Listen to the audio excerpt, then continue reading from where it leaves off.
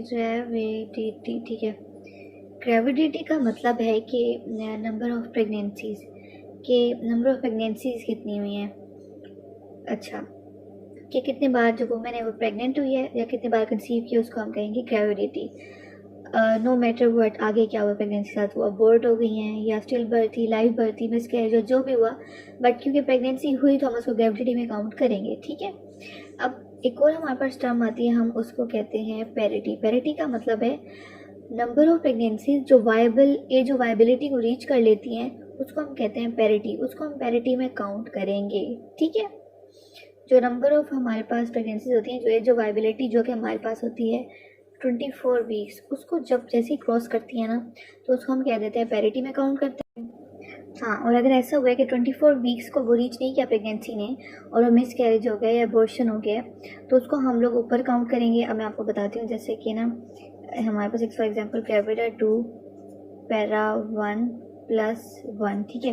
अब ये ग्रेविडा 2 जो हमारे पास है, 2 हमारे पास हुआ है जो हमारे पास प्रेगनेंसीज हुई हैं, इनमें से एक जो है वो 24 वीक्स में इसने रीच किया, एज ऑफ वायबिलिटी को रीच कर लिया, तो ये 1 नीचे पैरा आ गया। प्लस 1 का मतलब ये या तो एबॉर्शन था या मिस कैरेज था। एबॉर्शन हम खुद कराते हैं और मिस कैरेज जो होता है नेचुरली हो जाता है, तो ये 1 हो गया। अगर ऐसा हुआ है कि इसने 24 वीक्स के बाद एक, अब जैसा कि ना एक औरत उसकी ग्रेविडा 2 थी पैरा 1 है, फॉर एग्जांपल हमारे पास था कि वो ग्रेविडा 3 है पैरा 2 है प्लस हम 1 कर देते हैं, ठीक है। तो पैरा 2 में से अब एक जो बच्चा है वो उसकी डेथ हो गई है, लेकिन उसने 24 वीक्स जो हैं एज ऑफ वायबिलिटी क्रॉस कर लिया था, तो उसको हम यहाँ पैरिटी में काउंट करेंगे। अगर वो क्रॉस नहीं करेगा, उसने एज ऑफ वायबिलिटी को क्रॉस नहीं किया और उसकी डेथ हो गई, अबॉर्शन हो गया, मिस कैरेज हो गया या अबॉर्शन, तो वो क्या होगा, वो यहाँ पे ऊपर हम मेंशन करेंगे, ठीक है। उसको हम, और यहाँ पे हर चीज़ जितनी प्रेगनेंसीज होंगी, चाहे उसका आउटकम जो भी था, डेथ हुई है, अबॉर्शन हुआ है, live birth, still birth, miss carriage, वो ग्रेविटी में काउंट होगा। अब बात होती है twin pregnancy, like multiple pregnancy है जिसमें ट्विंस आते हैं, ट्रिपलेट्स आते हैं, क्वाड्रुपलेट्स आते हैं। तो हमारे पास क्या हुआ कि हम ट्विंस में, अब जैसे ट्विंस में दो, तो हम उसको काउंट 1 करेंगे क्योंकि प्रेगनेंसी एक हो रही है ना। कंसीव जो चाइल्ड, अब जैसे कि एक औरत है वो प्रेग्नेंट है, ठीक है, तो वो प्रेग्नेंट है, उसके अंदर टर्म में बच्चे हैं वो 2 हैं, ठीक है। लेकिन उससे ये प्रेगनेंसी तो उसकी एक है ना, एक टाइम की है, और जो उसका आउटकम क्या आ रहा है, उसके 2 बेबीज बाहर आ रहे हैं। तो पैरिटी में दोनों अलग अलग काउंट करेंगे, लेकिन ग्रेविडिटी में ये एक काउंट होगा। जैसे कि ट्विंस थे, हम करेंगे ग्रेविडा 1 और दोनों की बर्थ हो गई है,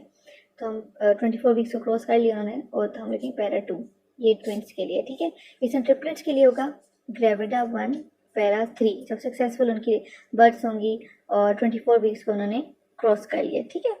पैरा 3। अब ऐसे हमारे पास क्वाड्रुपलेट्स के लिए आ जाएगा जो कि 4 होते हैं, ग्रेविडा 1 पैरा 4, प्रेगनेंसी एक थी, 4 आउटकम्स उसके आए, 4 बच्चे निकले, ठीक है।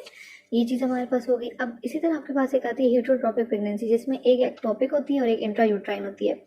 अब देखिए, ये प्रेगनेंसी तो है एक ही टाइम की है ना, लेकिन एक एक्टोपिक है और एक इंट्रायूट्राइन है, तो हम करेंगे ग्रेविडा 1, दोनों ने 24 वीक्स अगर क्रॉस कर लिया तो हम लिखेंगे पैरा 2।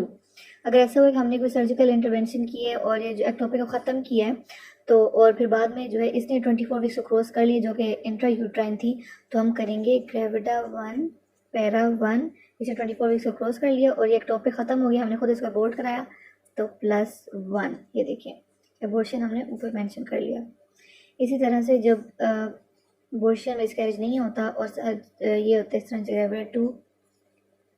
और हमारे पास क्या था पैरा, अब पैरा 2 कर लेते हैं, ठीक है, और ये 0, दोनों प्रेगनेंट हुई, दोनों इसके जो बेबीज हैं उनकी बर्थ हुई, 24 वीक्स उन्होंने क्रॉस किया जो वाइबिलिटी को, और अपना अबॉर्शन था मिसकैरेज, तो हम ऐसे करेंगे, पर 0 मेंशन कर देंगे, सही है। ये इस तरह से हमारे पास आ जाता है। अब जैसे मैंने आपको बताया था ना, हेटेरोट्रोपिक की बात हुई थी, उसमें ये था कि अगर हमने सर्जिकल इंटरवेंशन करके एक टॉपिक ख़त्म कर रहे हैं और दूसरी इंट्रायूट्राइन थी, तो वो नॉर्मली मतलब हो सकती थी, आगे डिलीवर फर्दर प्रोग्रेस कर सकती थी, लेकिन क्या हुआ कि मिसकैरेज हो गया, ठीक है, मिसकैरेज हो गया, और लेकिन उसने 24 वीक्स क्रॉस कर लिए थे, तो एज ऑफ वाइबिलिटी उसने क्रॉस कर ली थी, तो फिर हम क्या लिखेंगे, ग्रेविडा 1 थी, पैरा वो 1 ही है, +1, ये टॉपिक वाला है जो हमने सर्जिकल किया था, उसको ख़त्म किया था, अबॉर्ट किया था, और ये जो है उसका 24 वीक्स के बाद जो है उसका मिसकैरेज हो गया, लेकिन क्योंकि उसने एज ऑफ वाइबिलिटी क्रॉस किया तो पैरिटी में हम उसको काउंट करेंगे और एक ग्रेविडा 1 ही आएगा। और अब एक और वो कंडीशन है कि अगर वो एक टॉपिक वाली बात होगी, सर्जिकल हमने किया, इंट्रायूट्राइन भी मिसकैरेज हो गया, लेकिन उस मिसकैरेज में 24 वीक्स को क्रॉस नहीं किया था जो इंट्रायूट्राइन प्रेगनेंसी थी, तो अब क्या हमारे पास हो गया, एक मिसकैरेज हो गया, एक अबॉर्शन हो गया, जो हमने अबॉर्शन हो गया, अबॉर्ट खुद कराया सर्जरी से, और मिसकैरेज 24 वीक से पहले हो गया, तो होगा ग्रेविडा 1 आएगा, पैरा 0 आएगा, +2,